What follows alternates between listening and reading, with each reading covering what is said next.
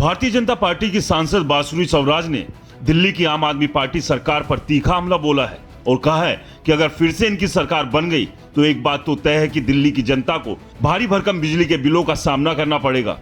उन्होंने आप सरकार पर आरोप लगाते हुए कहा कि इनकी लापरवाही की वजह से दिल्ली की जनता पर दोहरी मार पड़ी है और जनता पर 21,000 करोड़ रुपए के कर्ज का बोझ लद गया है।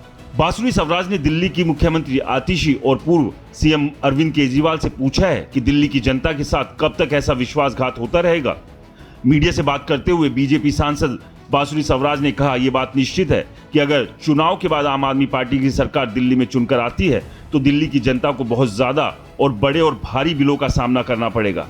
आम आदमी पार्टी की लापरवाही के कारण दिल्ली में दोहरी मार पड़ी है। एक तरफ तो इन्होंने रेगुलेटरी एसेट्स की अनुमति दे दी है, इसके बाद बांसुरी कहती है कि ये टैरिफ पॉलिसी सुप्रीम कोर्ट के आदेश के अनुसार यानी दिल्ली सरकार के लिए एक बाध्य डॉक्यूमेंट है। इसकी धारा 822 कहता है कि रेगुलेटरी एसेट्स की जो परमिशन है वो बहुत ही रेयर केस में देनी चाहिए, जैसे कि अगर किसी प्रकार की कोई प्राकृतिक आपदा आ जाती है तब।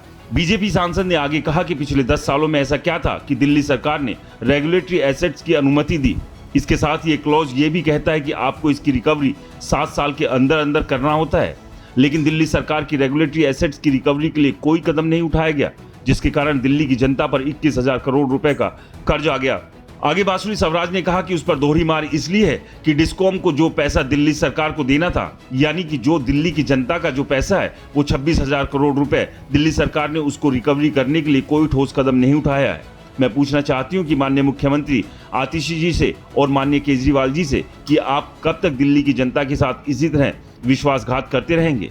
आपको दिल्ली में सत्ता भोगने का कोई अधिकार नहीं है। दिल्ली की जनता बहाने नहीं बदलाव चाहती है। आम आदमी पार्टी का प्रचार नहीं परिणाम चाहिए। दिल्ली में विधानसभा चुनाव फरवरी 2025 में होने हैं। ऐसे में अब हर तरफ से एक दूसरे पर आरोप प्रत्यारोप का सिलसिला शुरू हो गया है। आम आदमी पार्टी हो, बीजेपी या कांग्रेस, तीनों ही पार्टियों ने अपनी चुनावी तैयारियां शुरू कर दी है।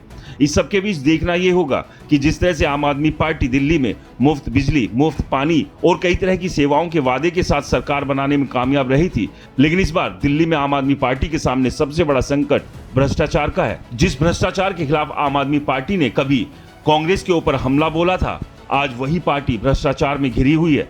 ऐसे में अब सबसे बड़ा सवाल यही है कि इन सब से उबर कर आम आदमी पार्टी किस तरह से 2025 का चुनाव जीतने में कामयाब रहती है। आपको क्या लगता है, हमें कमेंट्स कर जरूर बताएं।